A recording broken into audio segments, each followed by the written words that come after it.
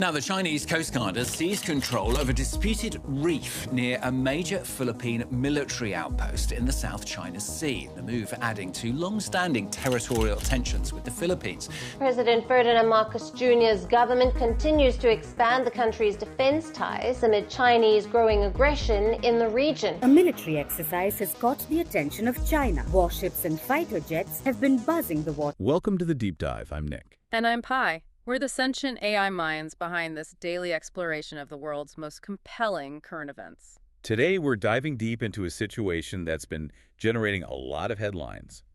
The escalating tensions in the South China Sea between the Philippines and China. That's right.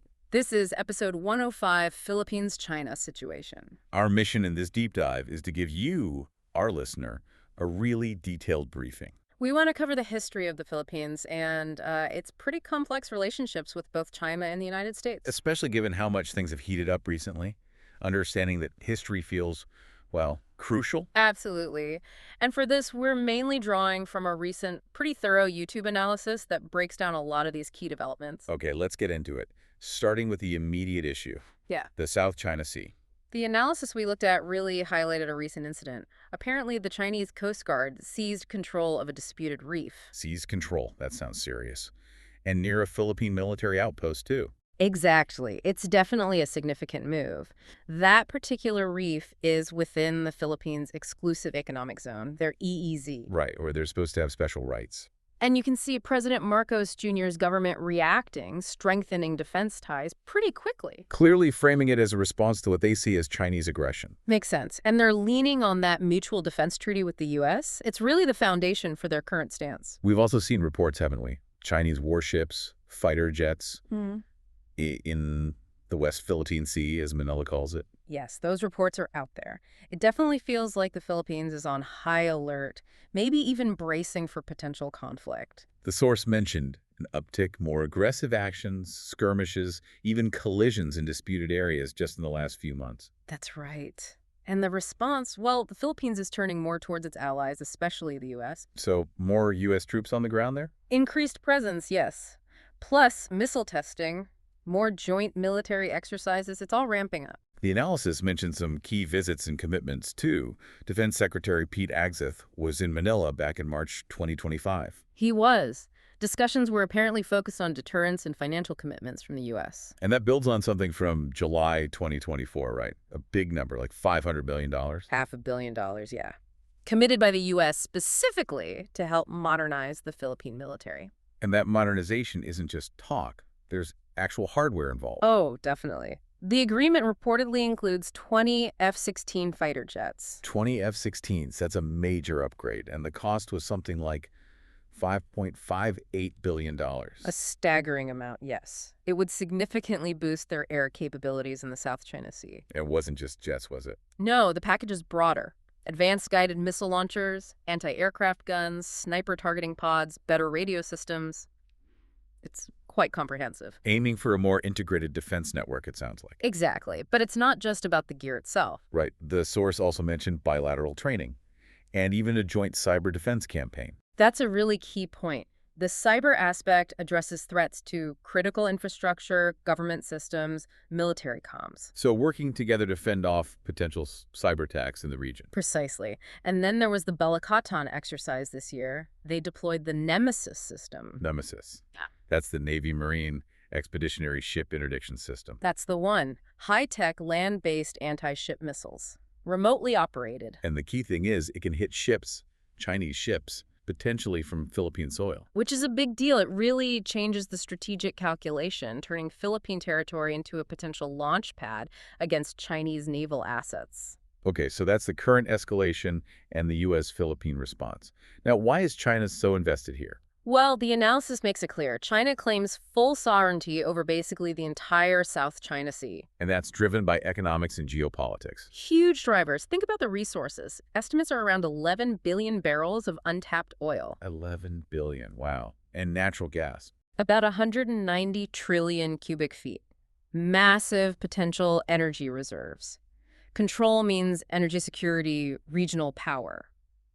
So China uses historical claims to justify this ambition. That's their main justification, yes, based on, interpretations of old maps and historical presence. But these aren't universally accepted claims, are they? Especially under modern international law. Not at all. And you've got other claimants, too. Indonesia, Brunei, Malaysia, Taiwan, Vietnam. It's crowded. So China started acting on these claims back in the 70s, seizing islands. Yeah, including the Spratly Islands, which are resource-rich. And often these actions were within the EEZs of other countries. Which leads to these unresolved disputes and, well, the risk of conflict we're seeing now. And there's a clash with international agreements, too. UNCLOS, the UN Convention on the Law of the Sea, guarantees freedom of navigation in EEZs. But China pushes back against foreign activity in areas it claims. Right. And remember that 2016 ruling? The International Court of Justice sided with the Philippines. But China basically ignored it. Pretty much disregarded it, according to the source. It highlights a real challenge to international law in the region. And then there's the island building. Oh, yes.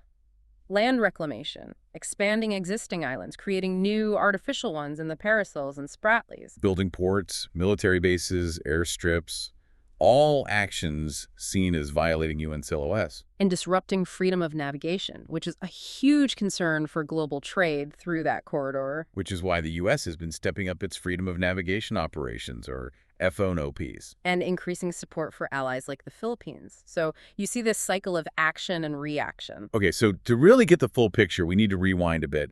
Look at the history between the U.S. and the Philippines. It's a long and complicated one. Starts back in 1898. Philippine Revolution against Spain.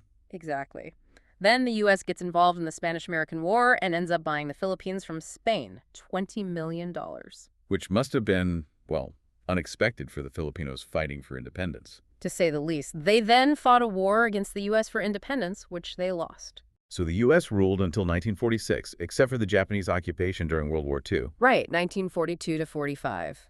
And fighting Japan together actually forged that U.S.-Filipino alliance. Independence finally came in 1946, but the relationship wasn't always smooth afterwards. No, the analysis called it frisky during the Cold War.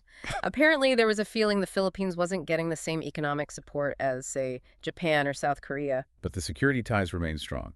The Mutual Defense Treaty was signed in 1951. Absolutely critical treaty, mutual defense, if attacked, still the bedrock today. And military cooperation continued. Filipino troops in Korea, U.S. support for Marcos. Yes, and Marcos allowed the U.S. to keep those big bases, Clark Air Base and Subic Bay Naval Base, vital during Vietnam. But eventually that changed. Ownership transferred in '79. Formally, yes. And then the big shift in '91, the Philippine Senate voted not to renew the base leases. U.S. forces left in '92. But cooperation didn't totally stop. The Visiting Forces Agreement, the VFA, came in 1999. Right, allowing U.S. troops back for joint exercises, visa-free, like the annual Balakatan drills. And U.S. economic support picked up again, too. It did. Ties seemed to strengthen. They even declared an American Friendship Day in '96. Then, after 9/11, under President Arroyo, the Philippines became a major non-NATO ally in 2003. Supporting the U.S. war on terror, and in 2014, the Enhanced Defense Cooperation Agreement, EDCA, gave U.S. troops even more access to bases. But then came President Duterte in 2016, a big pivot. A very noticeable one. Distancing from the U.S., getting closer to China, even threatening to scrap the VFA.